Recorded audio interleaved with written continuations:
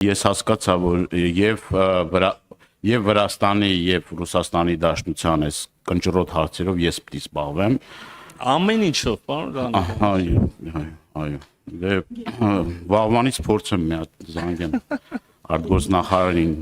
բանին հետ երկրների փորձեմ տեսնեմ ոնց եմ այդ հարցերը կարգավորեմ։ Իրապես այս հարցերի վերաբերյալ ես իմ անկեղծ մտահոգություն եմ հայտնում, որովհետև այդ մարդիկ ինձ դիմում են հարյուրներով մեր քաղաքացիների ինձ դիմում են եւ ես նաեւ ներկա եմ լինում իրենց բողոքի ակցիաներին իրենց հրավերով եւ իրապես այդ խնդիրները կան, պարոն Միրզոյան, այսինքն հիմա պնդում եք, ասում եք այդ հարցերը, չգիտեմ, նոր ասում եք այս հարցերը ինչ որ լուծված են Վրաստանի հետ, բան, հարցերը լուծված չեն, կրկնում եմ, մեր հայրենակիցները իդեպ նաև էկոնոմիկայի նախարարությունն էլ են գրություն ուղարկել, այդ հարցը, եթե չեմ սխալվում, նաև հակակոռուպցիոն կոմիտեն է զբաղվում, որ մեր հայրենակիցներից իրապես հազարավոր մարդիկ ստիպված են լինում գումարի դիմաց իրենց տեղաշարժը ապահովել։ Սա խայտառակություն է։ Եվ դրանով պայմանավորված նաև մեր տնտեսությունը տուժում է։ Նույն կոնյակ արտադրողների հետ կապված, նույն ուրեմն ծաղիկ արտահանողների հետ կապված, հեղուկ գազիներ մուծման հետ կապված, ես կարող եմ այտենց ժամերով խոսել այդ խնդիրներից, եւ սա լրջագույն խնդիր է, որ կրկնում եմ, չի լուծվում։ Հա, լուծվում է, բայց կաշառքի դիմաց։ Եվ ասել, որ լավ հարաբերություններ կան, բայց սենց է, այդքան էլ չեմ կարծում, որ ճիշտ է, էլի։ Ինչ վերաբերում է Ռուսաստանի Դաշնության հետ կապված, 90 օրը պիտի առհասարակ այդ մարդկանցից հանվի, որովհետև այդ մարդիկ մեկ ամիս ավել մենակ հերթի մեջ են կանգնում, պարոն Միրզոյան։ Մեկ ամիս ավել մենակ հերթի մեջ են կանգնում։ Իրանք չպիտի դասվեն, էլի, այն արտագնային մնացած աշխատողները, իրենք բեռնափոխադրողները եւ բոլոր միջազգային կոնվենցիաներով բեռնափոխադրողների այդպես պիտի ժամկետ չհաշվեն, էլի, այդ հարցը պիտի շատ արագ լուծվի, որովհետև կրկնում եմ, ամեն օր այդ հարյուրավոր տենց արտաքսման դեպքեր են ականատեսվում եւ արդեն բեռնատարի վարորդ չի մնալու Հայաստան, որ կարողանա բեռնափոխադրումներ իրականացնի։ Եվ իմիջիալոց այն տարածքները, որ Ադրբեջանը օկուպացրել է, շատ կարևոր տարածքներ են, ռազմավարական նշանակություն ունեցող տարածքներ են, եւ մեր ասածը հետեւյալն է. եթե մենք ասում ենք սահմանազատում ու սահմանագծում, ուրեմն Ադրբեջանը այդ օկուպացված տարածքներից վերջին ռազմական գործողությունների ժամանակ պետք է, չգիտեմ, եթե բարի կամքի դրսևորում ասեմ, թե ինչ ասեմ, պետք է առաջին այդ տարածքներից ինքը հեռանա։ Նոր այդ սահմանազատման, սահմանագծման գործընթաց, ոչ թե մենք անդադ սահմանազատման, սահմանագծման արդյունքում Ադրբեջանին զիջենք, բայց ինքը այդ տարածքներից հետքայլ չկատարի։ Սա նորմալ չի, սա ճիշտ չի։ Իսկ գերիների հետ կապված պատանդառնված անձանց հետ կապված անհայտության մեջ գտնվող մեր հայրենակիցների հետ կապված մենք չենք ասում, որ Ադրբեջանից Հայաստան, ուրեմն չգիտեմ, գերիվարված մեր հայրենակիցներ չեն վերադարձվել են, բայց ինչ հաճախականությամբ վերադարձվում են, նույն գրեթե նույն բանով ավելանում է մեր գերիների եւ պատանդառնված անձանց թիվը։ Վերջին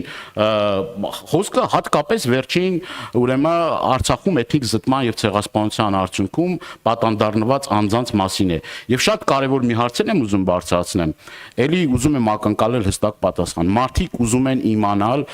տարբեր թվեր են հնչում 191 անհայտության մեջ գտնվող, մեկ այլ թիվ ասում են 240-ից ավել անհայտության մեջ գտնող հստակ թիվ, քանի Հայաստանի Հանրապետության քաղաքացի անհայտության մեջ է եւ իրենց ճակատագրի առումով ինչ գոնե թե եթե փակագծերը չբացեք, գոնե թե ինչ աշխատանքներ են արվում, որ կարողանանք ի վերջո մենք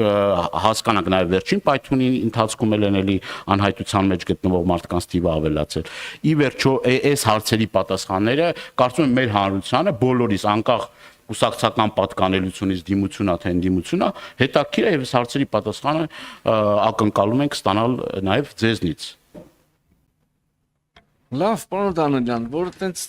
լրջորեն եք տրամադրված բեռնափոխադրումների հարցին մանրամասն անդրադառնալ, եկեք մի քիչ ավելի լուրջ խոսենք այդ մասին, համաձայն եմ։ Ուրեմն, երբ որ խոսում ենք Վրաստանով անցման եւ Ռուսաստան գնացող եւ հակառակությամբ եկող ուրեմն բեռնափոխադրումների մեջ ապահովումների ձգձգումների մասին պետքա թերևս այլ ուրիշ բան էլ ասել, բայց կարծում եմ 3 շերտ առանձնացնել։ Շերտ համար 1 իրավական կարգավորումները։ Ուրեմն այդ 90 օրվա մասին եմ խոսում։ Տրամաբանական է գոնե հերթում անցկացված, գուցե տրամաբանականը մասնագետներ թող ասեն, արժի գումարել այդ մի ամիս հերթում սպասել թե չէ, բայց 90 օրը սա Ռուսաստանի Դաշնության սահմանած կարգավորումն է։ Մենք կարծում ենք, որ սա ակնհայտորեն, ես արդեն ասեցի քիչ առաջ, սա հակասում է ԵԱՏՄ կարգավորումներին, եւ սա մի թեմա է միանշանը։ Նույն բանն եմ ասում, հակասում է ԵԱՏՄ կարգավորումներին եւ սա մի թեմա է, որը այս պահին էլ քննարկվում է ռուսաստանյան մեր գործընկերների հետ, ընդ որում մի թեմա է, որը չի վերաբերում միայն Հայաստան-Ռուսաստան հարաբերություններին, այլ նաև վերաբերում է Ռուսաստան այլ երկրներ հարաբերություն ԵԱՏՄ մյուս անդամներին, այսինքն սա մի խնդիր։ Այս ուղղությամբ ջանքերը այլ են։ Խնդիր, հնարավոր տեսական խնդիր համար 2 կամ երկրորդ շերտը, երբ որ ապօրինի ձգձգումներ են արվում։ Սրան կարող են արձագանք լինել եւ դիվանագիտական ջանքերը եւ կարան լինեն ուրեմն գերատեսչություն տարբեր ոլորտային գերատեսչությունների միջև կոնտակտներ եւ այլն եւ արվում են եւ հնդածս լուծվում են։ Բայց շատ ուղիղ եմ ուզում ասել, եթե մենք կարծում ենք, որ այդպես չի, բայց եթե տեսականորեն չի կարելի բացառել, որ այս հապաղումները այս կամ այն երրորդ կողմի կողմից, քննարկված երկրների կողմից ունեն որոշակի միտում, ունեն քաղաքական նշանակություն, կիրառվել իբրև լծակ Հայաստանի վրա այս կամ այն քաղաքական դիրքորոշման համար կամ այդ դիրքորոշման հասնելու համար։ Եթե սա է իմաստը, եթե որևէ երրորդ երկիր մեր բեռնափոխադրումները արհեստականորեն պիտի խոչընդոտի, որպեսզի մենք դառնանք ավելի, չգիտեմ, հակված այս կամ այն կարծիքին կամ ունենանք այս կամ այն վարքագիծը, ապա այս քաղաքականությունը թերևս այդքան էլ հեռանկարային չի, որովհետև մենք շատ ճկուն ենք, մենք շատ հավատարիմ ենք մեր գործընկերություններին, մենք շատ ուզում ենք խորացնենք մեր հարաբերությունները մեր գործընկերների հետ տարբեր ուղղություններով, բայց իհարկե այդ ջանքերը չեն կարող լինել մեր ինքնիշխան իրավունքի հաշվին, լավ ավելի լայն ասեմ, մեր ինքնիշխանության հաշվին այս կամ այն հարցում ունենալ այսինչ կամ այնինչ դիրքորոշում։ Հետեւաբար, եթե արհեստական է եւ դա ինքնիրավչությունն է այդ մաքսակետում գտնվող X մաքսավորի կողմից, սա կունենա քաղաքական լուծում։ Եթե արհեստական է եւ ունի քաղաքական դրդապատճառ, այսպես ասած, շանտաժ Հայաստանի վրա, սա հեռանկարային չի։ Եվ երրորդ շերտը ես կուզեի առանձնացնել, մտածենք իրավիճակ, որ ոչ 90 օրն է խնդիր, ոչ արհեստական ձգձգում կա, որտեվ ուզում են մեր շանտաժի անել, ոչ արհեստական ձգձգում կա, որտեվ X երկրի մաքսավոր ուզում է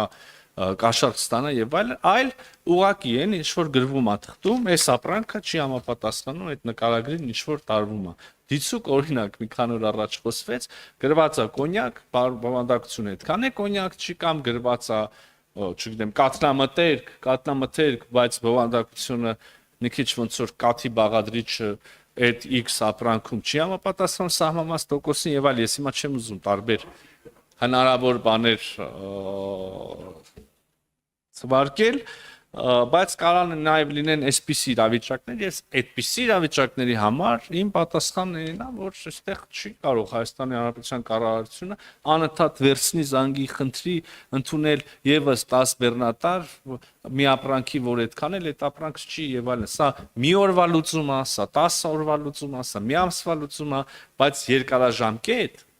ռազմավարական առումով այս ճանապարհը մեզ ոչ մի լավ տեղ չի տանի եւ մեր տնտեսությանն էլ օգուտ չի լինի, լավ է 10 բեռնատարն էլ անցան, դրանով մեր տնտեսությունը ինչ ազդեցություն ունեցավ, ինչ զարգացավ, չզարգացավ եւ այլն։ Այս էլ երրորդ շերտը, երևի այսքանով այս թեման կոնկրետ համարենք սպառված, իհարկե մասնագետները մի քիչ ավելին կունենան այստեղ ասելու, քան հենց արտաքին գործերի նախարարը։ Չմոռանաք հավանել տեսանյութը եւ բաժանորդագրվել Civic AM-ի YouTube-յան էջին։